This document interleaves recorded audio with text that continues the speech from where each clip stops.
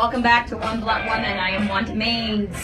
I forgot to mention in my first segment that I am the author of my blog, JesusDivorceAndOver40.com. So please read it, because I write about really fucked up things that happen in this world. It's a lot of fun. Although I will tell you, it's been 2 quiet weeks for me. I have not been on a date since the stalker came into my life. It kind of freaked me out a little. That is a little weird.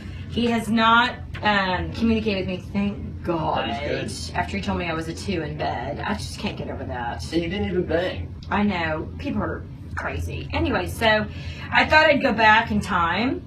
So I used to live in Chicago, and I was single at the time before I had children. This is back in the early 90s. You ever been on a pub crawl in Chicago in Lincoln Park? No. Oh my God. Fun. You know they dye the river green on St. Patty's Day? Yeah. They start drinking at the crack of dawn. Oh my God. I love that. I stand for all those things. I will tell you, St. Patty's, Chicago is so much fun. Although I probably couldn't do it anymore. I'm getting a little too old to be drinking at 6 in the morning. Although, I went Are on... you too old for that? So, question, have you ever been on a date that you left in the middle of the date? I actually have not. I have. I've been in ones where I was like, this sucks, this isn't going anywhere, and Do you fake it through the end of it? I made ways I could make it go faster and part ways and be like, okay, I'm out of here. Okay, so I was on a date with this How many guy in bottles are Chicago. I was talking to Richard the other day, my ex-husband, and we're good friends. And I said, shit, I'm running out of date materials. And he goes, Wanda, you got to tell your classic date story in Chicago. And it is kind of a classic. I do feel kind of bad for it. I'm pretty sure the guy isn't listening. I don't even know his name.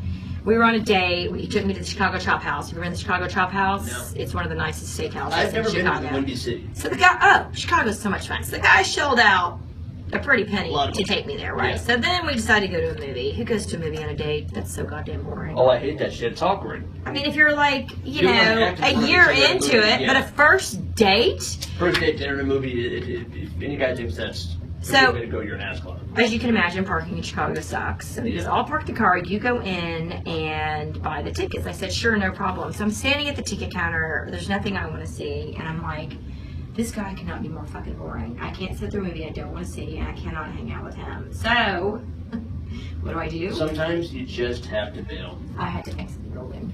So I'm assuming he's parking the car in the garage, and I go out the front of the movie theater and hail a cab. Well, he couldn't find parking in the garage, and he had to park on the street. So what does he see me doing?